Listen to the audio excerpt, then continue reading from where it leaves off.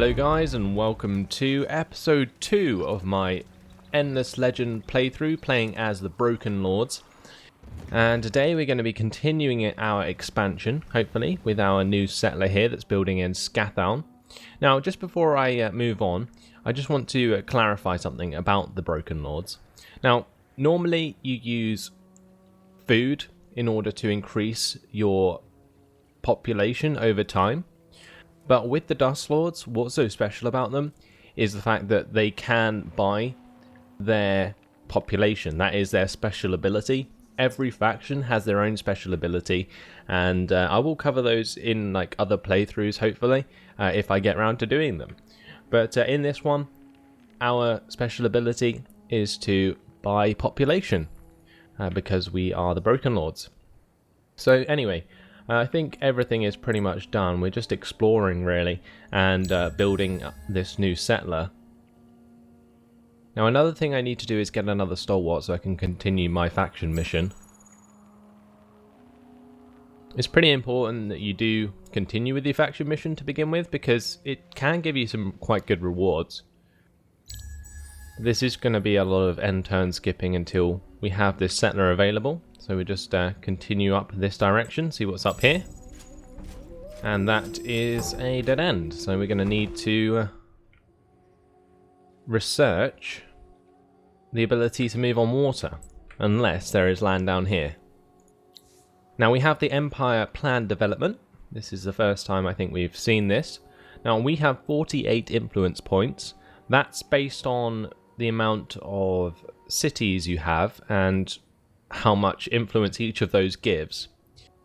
Also, improving your cities by adding boroughs to them will also give you more influence points. So the bigger the city, basically the more points you get, the more improvements as well also means more influence points. So in this case, because we're the Dust Lords, we need to get this +3 energy per citizens or population on cities.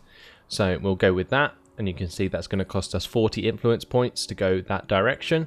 And as you go more, the price increases like exponentially. But we're going to leave it at that, apply that, and now we have that bonus. So hopefully in the next turn, our income will increase even more.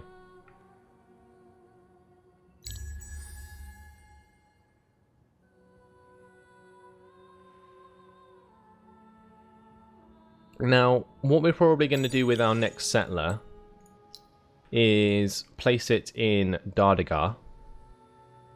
So let's create a new army there.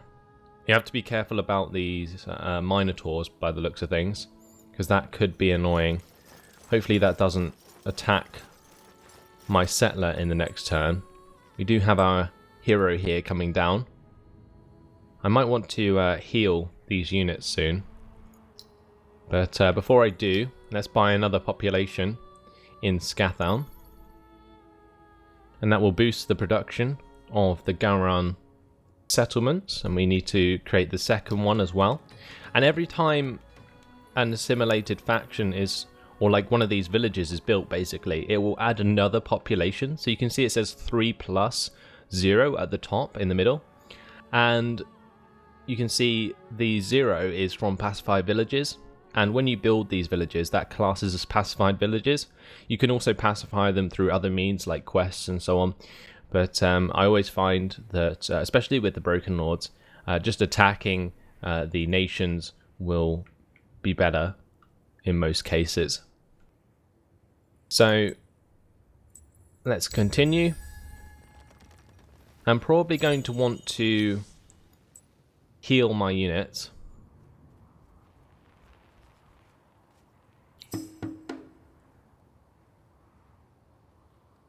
Just as well that I intercepted the Minotaur army here, because it was going to attack my settler. Now I am going to turn off the settler in this attack, but before we do that, can I heal my units? No, I can't. So this might be a bit of a awkward fight, because I do have a really low health stalwart. But we are going to fight this anyway. Might be worth just auto-resolving it. But we do have the extra militia here from the town. Maybe if I keep the stalwart here in defense, then he might be able to get away with staying alive. If I auto-resolve, he'll probably most likely die. So let's move him back here for the deployment. And what I'll do is set him on to defensive, so he doesn't move anywhere. And I'll get my militia to move up. Going to attack the Minotaurs separately, I think. Now, my hero here has this thing called Last Stand, and basically that means he can die, and it doesn't matter, because as long as my units remain alive at the end of the battle, he comes back to life. So, as you can see, he comes back to life if any units of its army is alive at the end of the battle. So, really useful. It means I can kind of sacrifice my hero to do a lot of damage, but he might die, but it doesn't really matter, basically. So let's go ahead and launch this. My hero will be attacking first because he has the most initiative, and a really nice hit there, 56. And the other Minotaur is attacking this unit. Okay, that's good.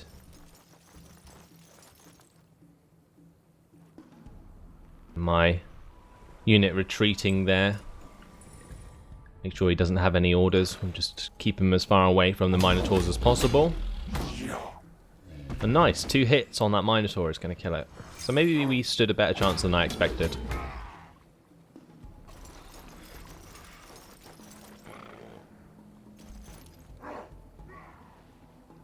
Oh, critical hit from my militia. That's really nice. Just let my hero finish off the Minotaur. And job done. I thought I was going to be in a bit of trouble there, losing a couple of units, but turned out perfectly fine. So probably best if I learn from that and actually heal my units now. Probably should have done that sooner. So let's heal them up. Get the stalwart there fully healed. Don't have enough to heal the hero, so we'll have to ignore doing that for a while. And let me just check where I want to place this settlement. Now I'm thinking probably here on this tile, because we'll have the 6 production from the anomaly here, and we'll have the 6 science and 2 production from this anomaly here. The other thing I could do is possibly go this side of this anomaly, so we can use our boroughs to get towards this anomaly, the geothermal pit. Maybe even sitting on this particular tile on the anomaly itself would be a good idea.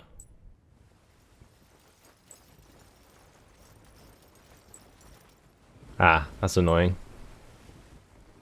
There's a roaming army there that we probably need to deal with. So let's end the turn, see if they attack me. If they do, I'll probably have to retreat.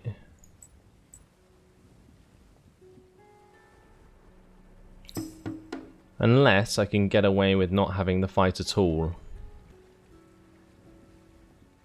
Let's go with the retreat.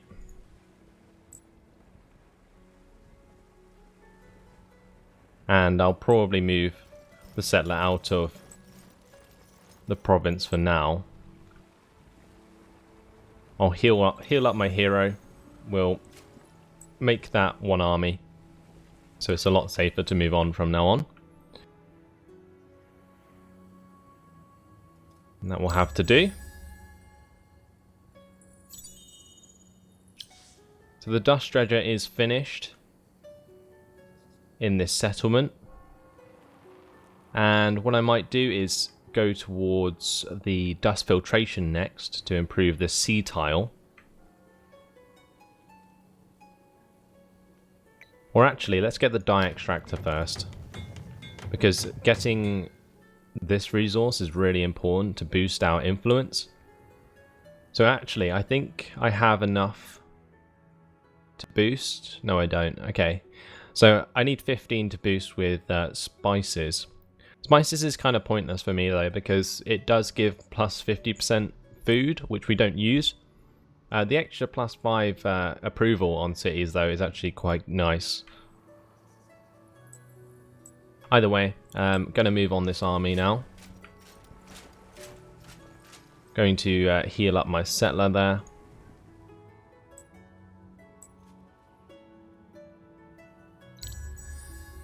And we should be good to settle very shortly.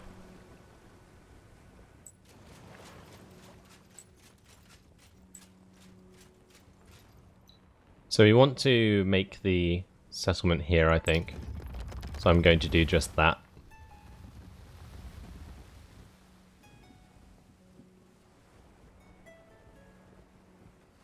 And we're going to move the population to production. You can see I can move these population around to boost a certain resource. So we've got influence, dust, science, and production. Production is probably the best one to start off with, because then you can build these buildings faster. So I'm going to go with the sewer system here first, I think. And I'm also going to buy a population. Boost that a bit better. And then I'm going to actually retrofit my army now with the remaining dust. Great. So we're going to need to get the ability to move over sea by the looks of things. So I'm not sure if we can research it in tier 1 of the tech. I think it might be in tier 2. Yeah, shipyard. Unlock ships, travel on water. Yeah, I need to basically research enough technologies in the first tier in order to unlock the second tier. That's basically how it works. So I'm going to probably continue by getting the mill foundry here, which will boost our production in settlements where it's built. We're going to be attacked by this roaming army, so we're going to fight that. Should be a pretty simple battle. You can see that our battleground is based on the land on which the map is. So it's not like a randomly generated terrain. It's actually fought on the map. And I can actually go ahead and do other stuff while this battle is going on if I wanted to, but in this case I don't really need to. So let's launch the battle. Get my units to all move up.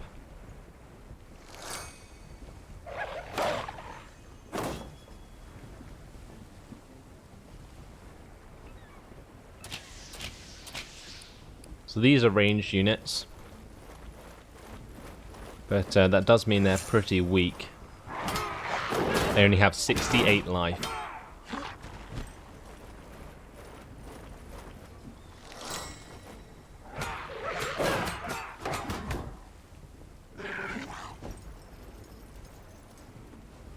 So we'll continue straight on to the next phase, and you'll see my hero just annihilate this unit. Tetique.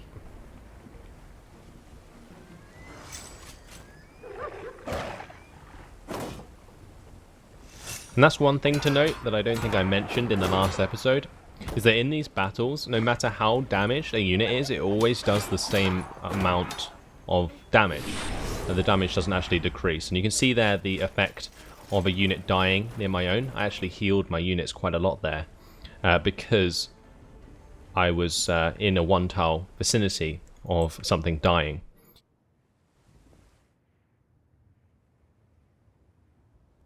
That only really works for my stalwarts. It doesn't work for my heroes because the stalwarts have this special ability called Soul Leech, as you can see. But let's attack this settlement now. Need to get rid of that so I can remove the remaining roaming armies.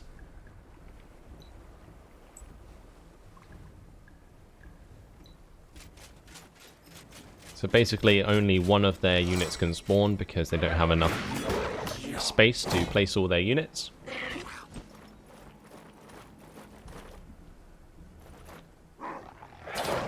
So where you fight in this game is actually quite important, because the terrain can really favour like certain types of armies. So there's a faction called the Wild Walkers, I think it is, and they use a lot of ranged units. And if you fight them in like a hilly terrain, or in forest, or in locations where there isn't much room to move, then you can really get caught out by the long range of their units. But in this case it's fine, because we've got this unit cornered, and it will die very quickly. So a nice crit there to finish off. Complete overkill, but there we go.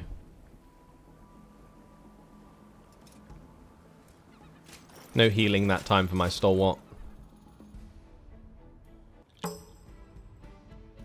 So I'm going to take my hero back up to take on these vine snakes. So you can see they're pretty ugly creatures, but they come from this settlement here, and I need to take those out before they attack my main city, because that would be quite annoying. Now if a roaming army does attack your main city, what happens if they win is it just destroys the city, which is really, really bad. So we want to kind of avoid that happening. I'm going to build a glass steel extractor and a titanium extractor on my lands after I finish building this stalwart. Now I want to build the stalwart because I need a third melee unit, and also it will help me defend against the roaming army should they attack me. It's pretty likely that they will, and if they destroy that settlement, then I'm in such a bad position at the start of this game. Now after that Goran settlement is finished, I am going to build another borough, I think. So let's just see where I want to put it. I'm probably going to put it on this tile, because then I can get the sea improvement there. Or I could go for more production.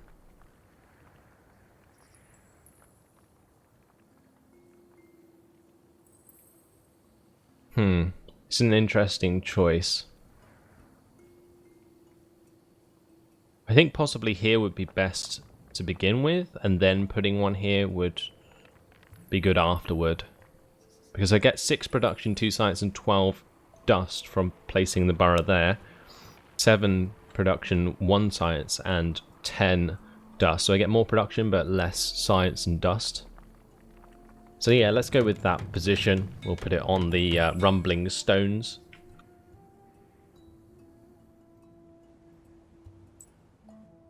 And that will have to do. I'm just really hoping this roaming army doesn't attack my settlement. That would suck. Like, really badly. Okay, so they haven't so far, which is good. But, yeah, that's incredibly risky for me at the moment, because these vine snakes would actually annihilate my militia in that town.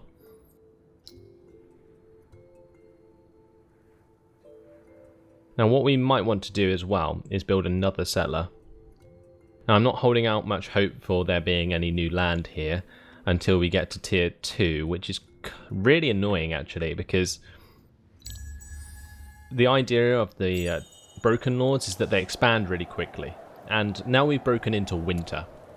So winter is a mechanic in this game that for a certain period of time you get seasonal effects. So minus 50% movement on units, minus 1 production on exploitation, minus 1 food on terrain with food, and minus 1 dust on terrain with dust. So my dust production is going to decrease rapidly now, but we don't get the massive negative modifier of the minus terrain with food, which can seriously affect other nations or factions during winter. The minus 1 production on exploitation is really annoying as well. And exploitation is if I click on the settlement, all the units surrounding boroughs basically. So all of these lands here with the like farming tiles, they are exploitation. So that's what that is referring to. So you can see if I click on a settlement, the tiles that originally did produce production, or give me production, now give me one less, which is kind of annoying. Either way, it shouldn't affect me too much because I have quite a decent amount of population. I have a lot of dust actually as well, so I need to make sure that I spend that. I'm going to boost the production in Dardagar by adding some population there.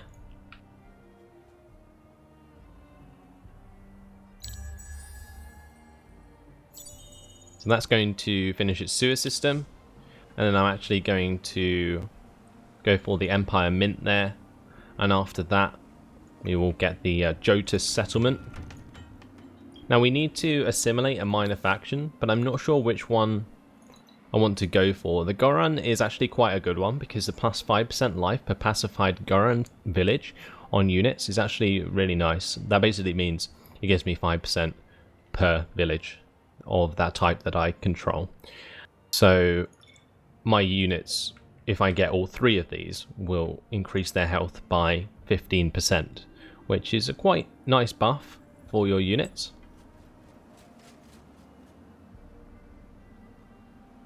So my stalwart was finished here. I'm actually going to leave him in the settlement in case the vine snakes attack. I need 196 to increase the population there. Now, as you increase the population, the cost it takes in order to add another population increases.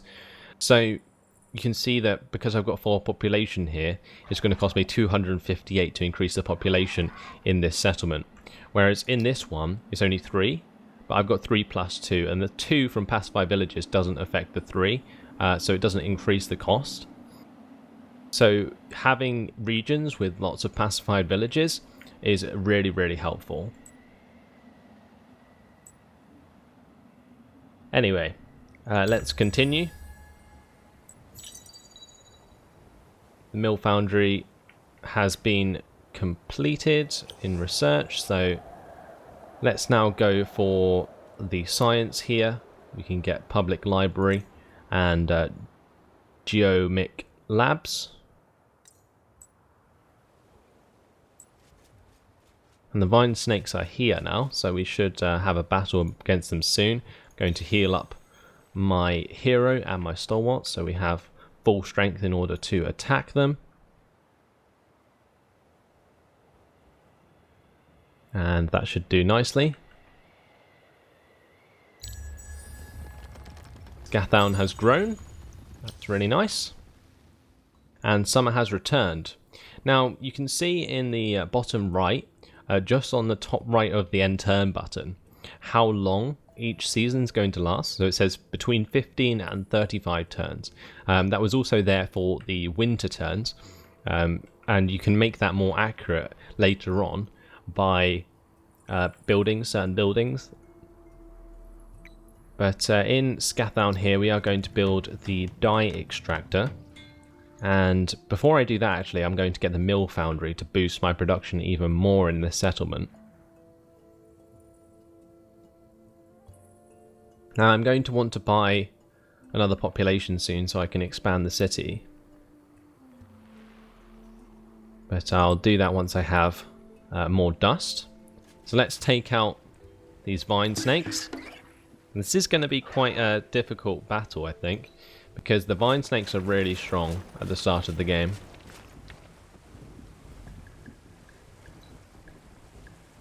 So let's all target the same vine snake. They have more initiative than my stalwarts, but a nice amount of damage there done by my hero.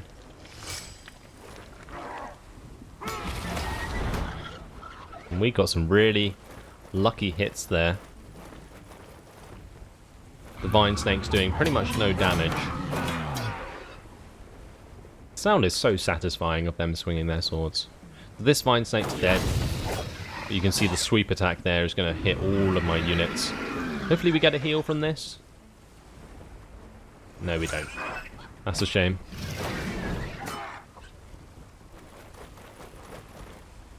A really epic looking creature though, this. The vine snake.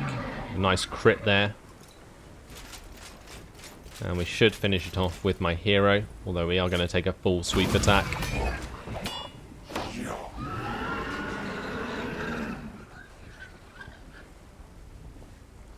And again, no soul leech.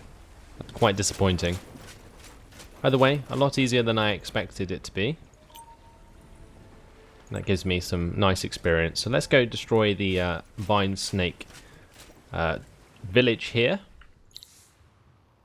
And my hero has leveled up. So let's jump in and go for no idle hands. Gives us extra XP per turn on units. So we'll make this army really strong.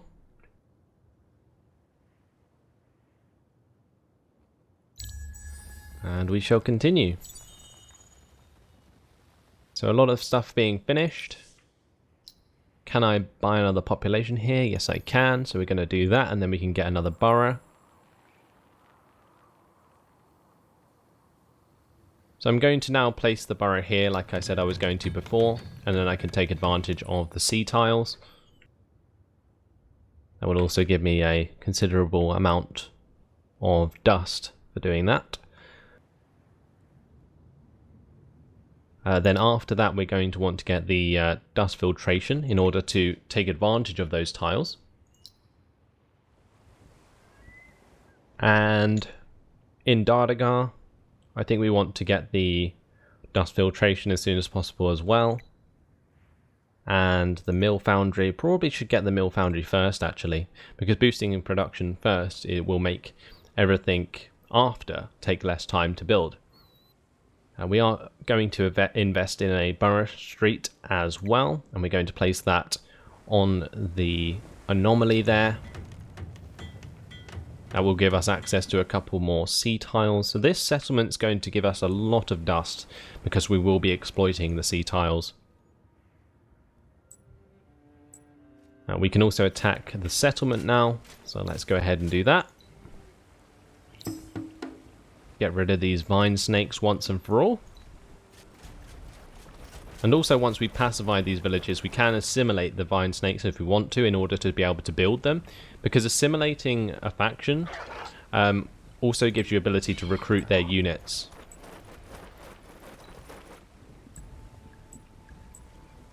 So here we go.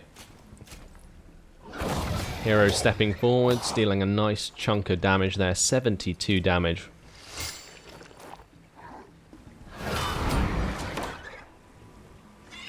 Vine snake hitting me hard with that attack.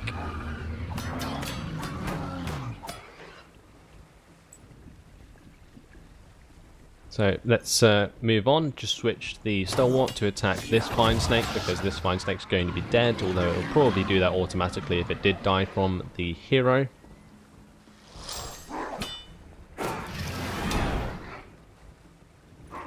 Vine snake having a hard time against the high defense of my stalwarts. You can see that's why they are doing less damage. Their chance of hitting me hard, you can see the attack success odds for the vine snakes are actually really low.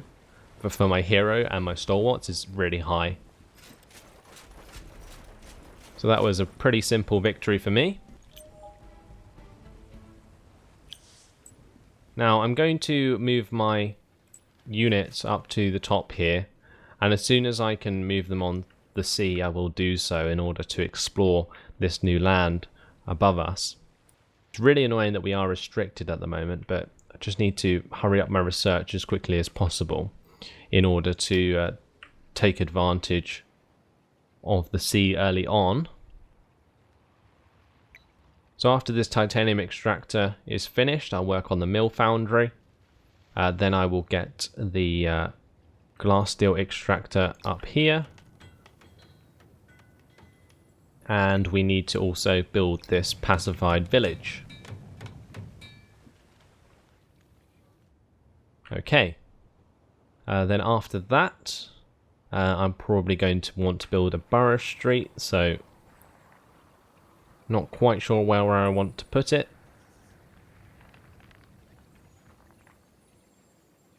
But we have to bear in mind that I will want to make one of these districts level 2.